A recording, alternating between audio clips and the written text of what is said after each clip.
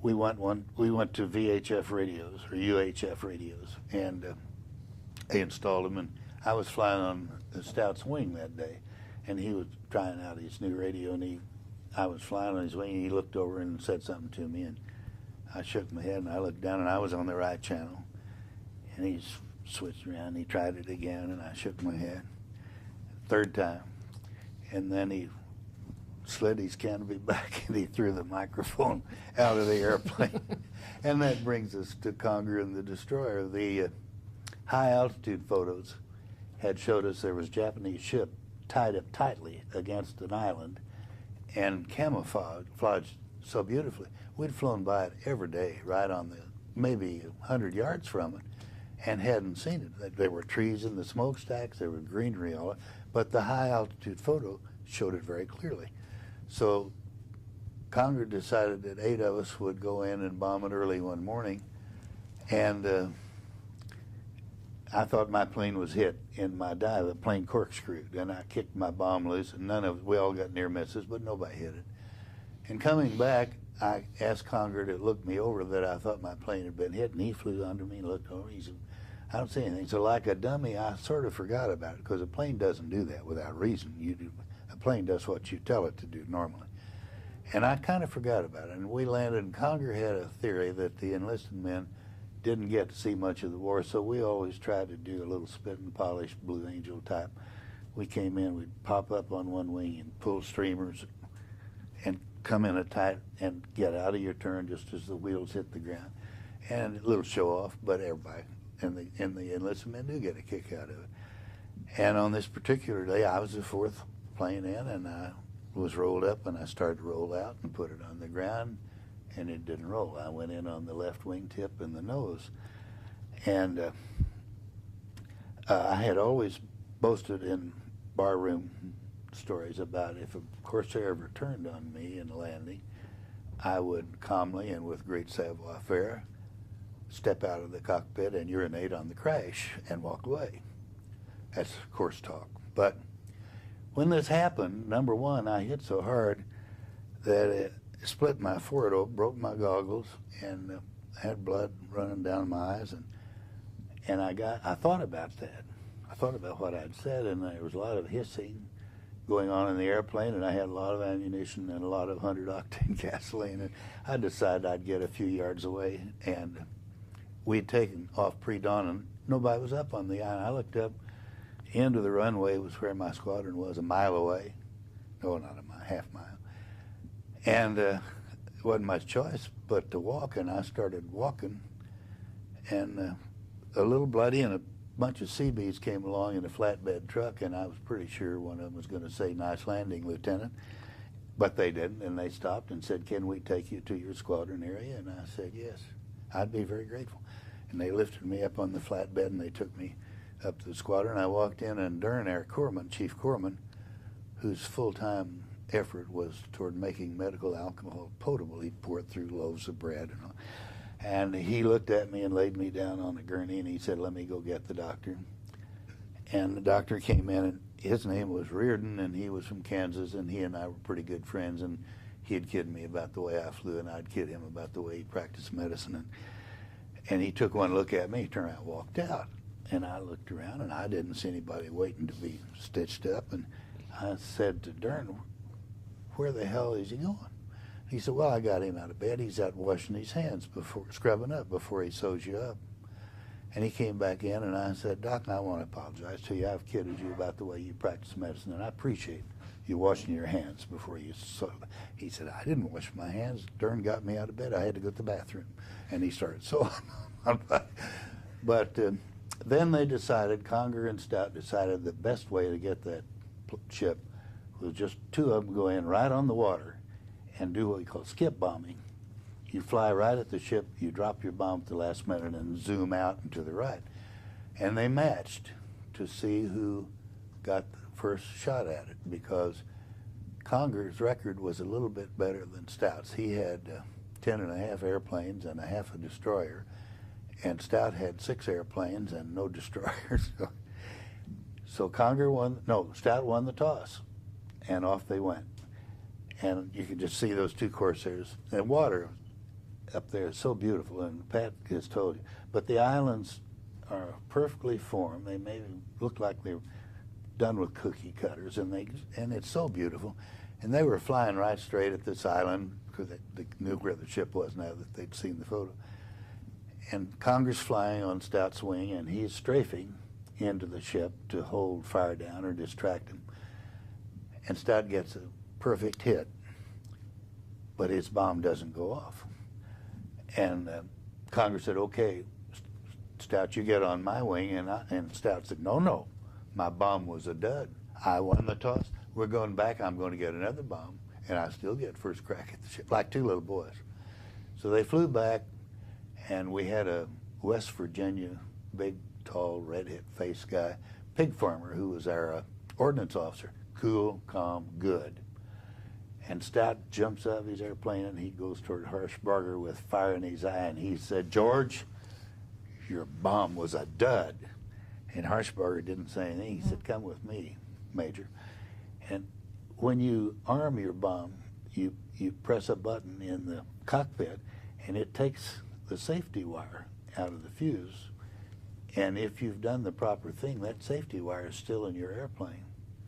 And absent the safety wire, you didn't arm the bomb. They walked over to Stout's plane. Harshbarger reached down and said, "There's your safety wire's gone. You didn't arm the bomb. Don't blame us." And Conger said, "Okay, Stout, get on the wing. We're going right back." And Stout did. And they went back, and Jack flew the same flight, same beautiful flight. Japanese, I don't know what the Japanese thought, but they were putting out lots and lots of fire. And Conger got a dead center hit, big explosion, a lot of smoke, and the ship just went straight down. Pat's still looking for it, but no, we found it. And like I say, Stout, great leader of men, but sometimes in the press of battle, he'd make a little technical mistake like that in the radio. And then you wanted to know about then the next one, in fact, carrying the story about Cowboy a little bit further, takes us March to the 4th. March the 4th. We got a new admiral out. We were a small part of the Navy is like libraries. They use a Dewey Decimal System, and they have task force number 174.356, and that may include several divisions of ships in the 3rd Marine Division, the 1st Marine Division. We were a part of the big organization, and the admiral who was in charge of it was named Buckmaster, and he had been the commanding officer when I graduated from Corpus Christi. And he had been out in the fleet early. And then he had this training command. We all know it. He was just dying to get back into the war and find out what it was taking the rest of us so long. And he saw the red line around Koror, and he said, "What's this?" And they told him. And he said, "My pilots don't fly around any Japanese island, and we're going Sunday, we're going to launch a 3-squadron attack, and the 1st squadron will come in and drop 1,000-pound bombs, and the 2nd squadron will come in and drop depth charges. And the 3rd squadron, which was 114, would come in from the west, right on the water, pop over the vertical upthrust, and Koror is just on the other side, and then you'll napalm any of the dazed Japanese that are wandering around and left." And I'm thinking, I'm not an expert, but a depth charge to me was designed to explode underwater, and the concussive effect could stove in the side of a submarine or bother anything that's in the water. But a depth charge on dry land without shrapnel in it is really just a big M80. It has concussive effect, but not enough to really hurt anybody unless it was terribly close to them. And we listened. And in the Marine Corps, you don't question an order. You just say, "Yes, sir." And we walked out of the tent, and the Admiral said, "And if there's one single Japanese gun left firing, we'll go back to our field and rearm and refuel, and we'll continue this strike all day long till there's not a Japanese gun left firing." And we walked out, and I was walking beside Conger behind Cowboy and Bastion. And Cowboy looked at Bastion, and he said, "If they shoot down our first 4 planes, don't go on in just to prove you've got guts. We'll find another way to do this." And you know, the Japanese are not dummy. He had said, 114, you'll be right on the water. Their radar can't pick you up. Well, we were. The first wave went in. The second wave, right on time, went in with their concussion charges. And we're approaching this upthrust, and we're still 500 yards from it. And there's just a solid curtain of black anti-aircraft. They just laid the curtain right on top of that promontory, and they would let us fly through it and shoot ourselves down. And we did. And Stout was the first plane through. He was hit, I guess killed instantly. His wingman was hit and bounced up so that he didn't see where Stout went in. And I think out of 16 planes that day, there were 6 or 7 hit. I popped over, and you were supposed to pick out your target the minute you. I never saw so much fire in my life, and at our speed, you knew, a matter of split seconds, they had to hit you, but it sure looked like it would be very difficult to fly through without being hit, and somehow I didn't get hit. But instead of coming back, we got permission to look for Stout, and we flew the next 2 hops searching. We didn't see the plane go down. We didn't know whether he's in the water. We didn't know whether he's in the jungle. And on the 3rd strike that day, and this is a fascinating story, the Dumbo flew cover for us. And as we took off, the Dumbo was right behind my plane on the line, but I didn't see this happen. But the Dumbo pilot was looking over his airplane, and a CB walked up. The CB were, as you know, Navy people, but were construction people, and they'd not been trained in arms, but they were fearless, and they were pretty great guys. And this CB walked up to this Navy lieutenant commander and said, "Commander, things have kind of slowed down on this island. We don't get to see much action. Is there a chance I might ride with you today?" And the commander, whose name was Mamer, I met him later, and he's in the book. Mamer said, "Sure, we got lots of room, jump on." And he did. And on the last strike of the day, 121 pilot was in his dive and got hit with phosphorus shell, and his plane was on fire, and the shell had exploded in his cockpit, and his legs were wounded pretty badly. And he tried to bail out, going straight down. You know, it's not, you jump for fun. It's not that easy when you're going straight down and you got all kinds of harnesses and belts. And he's trying to get out of the airplane, and something catches on something, and he's a strong young man, and he tried so desperately to clear that cockpit that he literally stripped all muscles in his thighs and the back of his leg. But he got out, and he's floating down in his parachute, wounded, and he's floating down right in the center of where all this gunfire is. And I don't know what he was thinking. I asked him later. He came to one of our reunions, and I said, "What did you think when you looked like you were going down into the mouth of hell?" And he said, "Well, you know, you just always figure if you're lucky at all, there's a way out." But he hit the water between Corsair and the big kind of in a bay. And PBY people, and this was from an interview I had with Mamer, the pilot, he said they saw him go in, they saw him get hit, and they saw him bail out. And his flight leader said, "Did you see that? Go in and get him." And Mamer said, "My first thought was, I've got 8 or 9 people on this PBY, and I don't believe I can get in there and pick him up and get out any way in the world." PBY, the experts say, has a top speed of 95 knots, and that may be going straight down. The pilots kid about it and say it doesn't have throttle, it's just got an on-off switch. But anyway, he looked at his co-pilot and he said, "I guess we can try." Well, the pilot told me later, I got wounded 2 weeks later and put in the bed next to him, and he told me, and I don't know whether this is true or not, I hope not, but it could be.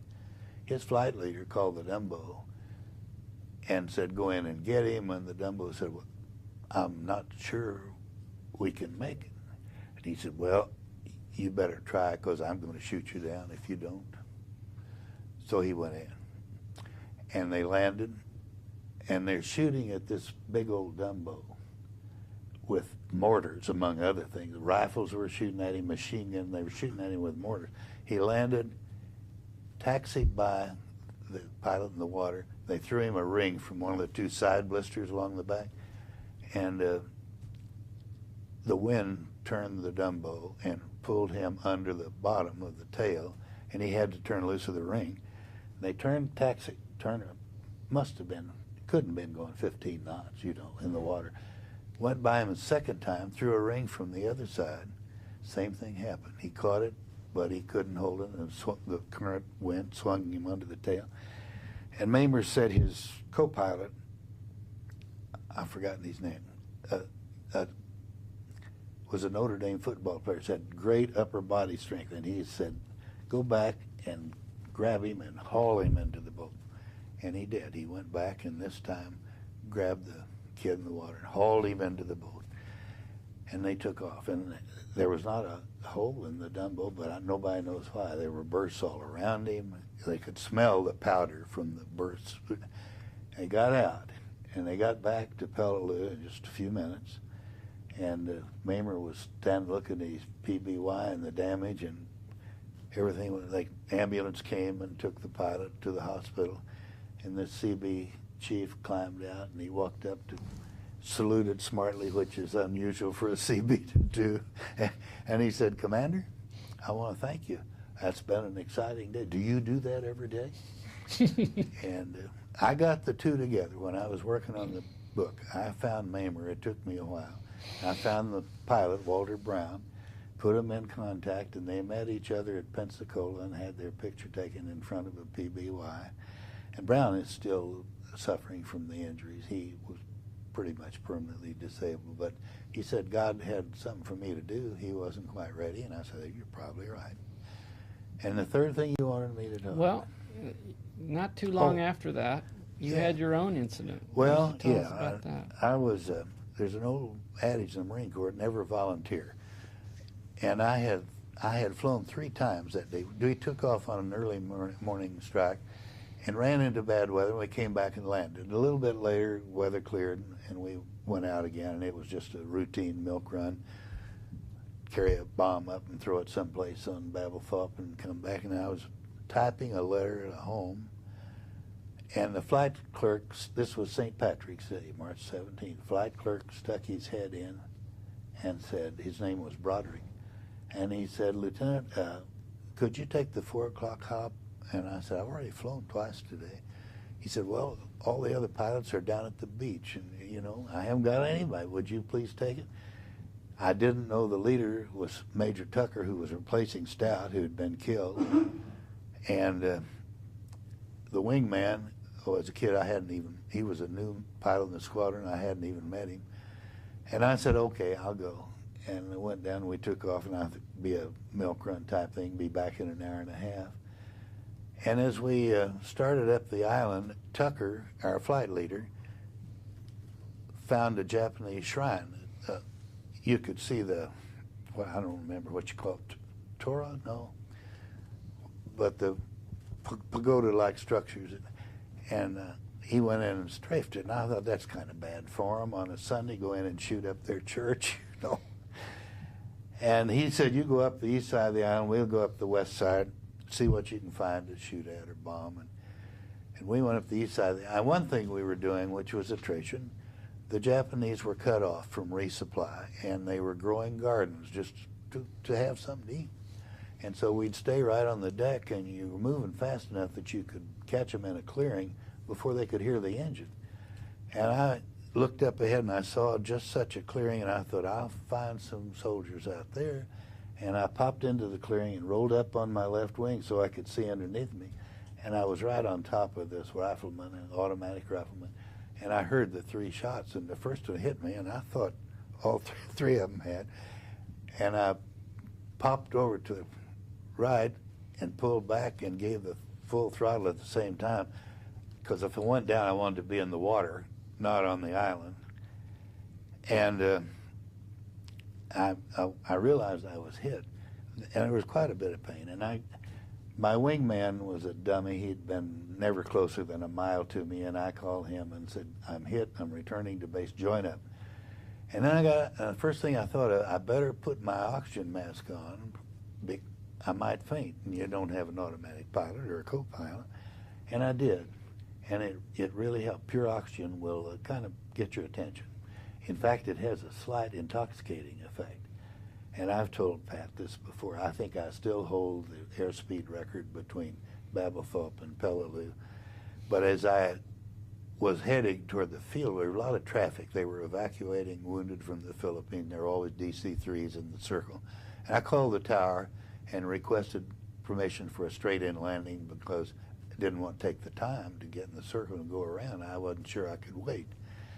And I got a green light, and so I went in, and by that time the oxygen was having its effect. Now, I couldn't see any blood, and wasn't sure I was hurt. And I thought, I've caused a lot of trouble and been on the radio, and I may not be wounded at all. And looked behind me, and there was a fire truck and an ambulance. And I went around, parked in my own revetment, regular parking place, and there were 6 or 7 of my buddies who'd heard what had happened, I guess, and came down to see if things were bad enough that they could divide up my whiskey. And I tried to lean forward and charge my guns on safe, and your charging handles are down low and to the left.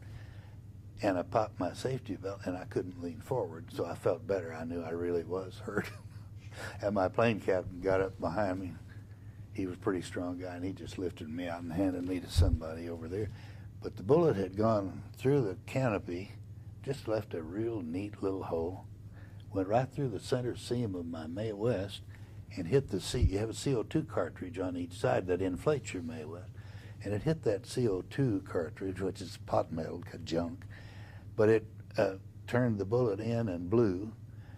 And I had a great big hole in my side, but it really wasn't very deep. And they got me out and cut my life jacket off, and I tried to look down and see the wound. And my plane captain just put his hand on my forehead and said, "You don't need to see that." And about that time, the ambulance came up, and the corpsman got out with a needle, and I fainted. And I don't think it was a needle at all. I've never been that afraid of needles. I think I just was lucky in getting down when I did. And they patched me up, and 10 days later, sent me home. Okay, we got to change batteries again. Okay, we just have. Okay, tapes are on. So we were just talking about your having been wounded, and I understand that shortly after your recovery, they shipped you home.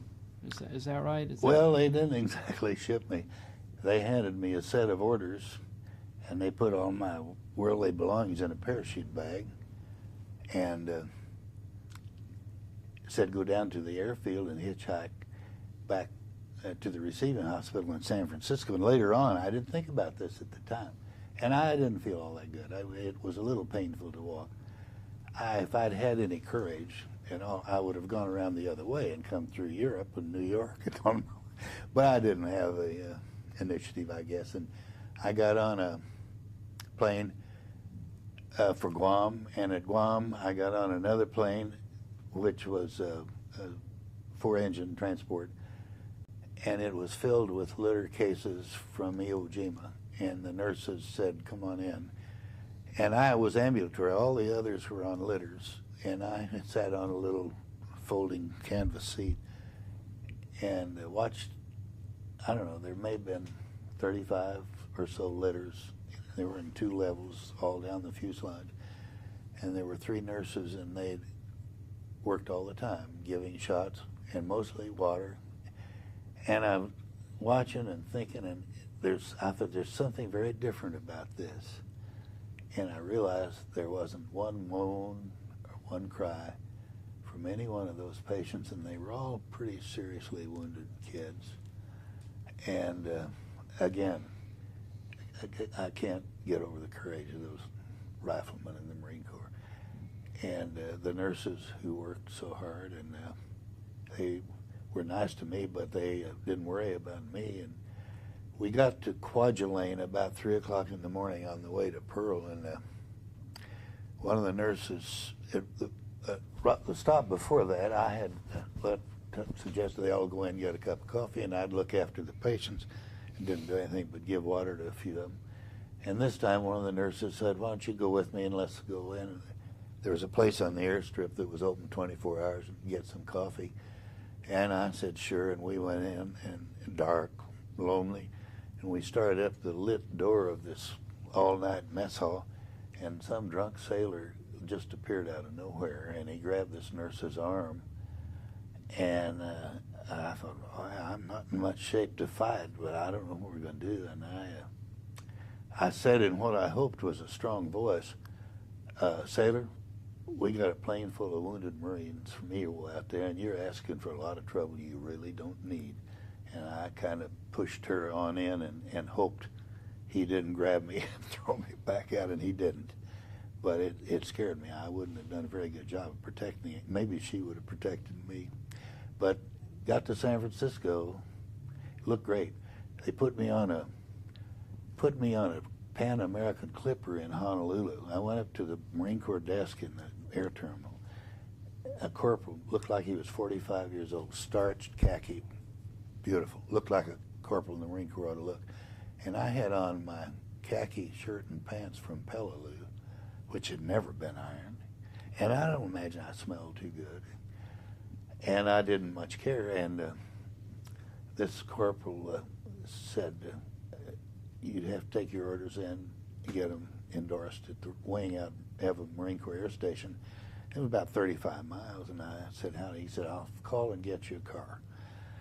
And I sat down and tried to read a paper, and pretty soon he said, Colonel Cantrell, and I went over to the desk, and I said, I'm not a colonel, I'm a first lieutenant, but my name is Cantrell. And he said, well, they must have misunderstood me. They've sent a staff car for you, and he kind of grinned. And I said, there are a lot of older men in the Marine Corps that have been master sergeants, and then they get promoted back to PFC because they get drunk and get in trouble. And he obviously was. And I said, you've been awful nice to me, and I appreciate it. Are you a little old to be a corporal in the Marine Corps? He said, my son was killed at Tarawa, and I kind of wanted to help. And he put me on this Boeing Clipper, Pan American Clipper, really wasn't a Boeing. And I was seated at a table with Harold Stassen and the president of Korea, Sigmund Rhee, and I was the only casualty, and nobody else seemed to recognize him, and I said hello, and they started asking me questions about my combat experiences. And then the purser came along, whatever you call him, flight attendant. He said, we got a stateroom for you, Lieutenant. And I didn't even know they had staterooms on these Clippers. They had 6. They said, you're traveling as a casualty, so you get one. And I hit that bed, and he woke me the next morning and said, you want to see the Golden Gate, you better get up and look. And it was nice to be home. When did you get out of the Marines? Well, I've got a total of 38 years at reserve and active duty. I formed the reserve unit in Springfield, and I guess I finally got out when I was 60 years old and had 20 years of satisfactory service. Let me rephrase the question. I'm not out of the Marine Corps. When did you finish active duty at the end of the war? Did you stay in the Marines, or did you stay on active duty? Or yeah, I was back at Cherry Point getting ready for the invasion of Japan, and I was about to become an instructor, and the atomic bomb was dropped. And later on, I met President Truman, and I had the opportunity to personally thank him for what was a tough decision, and to tell him he probably saved my life. We had a Japanese doctor slip down through the lines on Peleliu one night and gave himself up, and there was a Navy interpreter that had become a friend of mine, and I didn't sit on the interrogation, but he told me this. The Japanese doctor spoke good English. He'd gone to school at Stanford, and he said, I came down because I don't even have an aspirin or a Band-Aid. There isn't anything I can do. I'm up there with about 18 Japs soldiers in a cave, and I'm just taking food and water that should be theirs. So I came down to give myself up. He said, I know we've lost the war. You know we've lost the war. They don't know we've lost the war. And when you fellows get to the homeland, you're going to find yourselves fighting grandmothers and children with pointed sticks, and it's going to be the most ungodly situation anybody's ever seen. And that probably is what it would have been had it not been for the atomic bomb. We're about out of tape here. Okay, that sounds good. Are we through? That's stuff. That's great. I don't think we're near to through. Well, But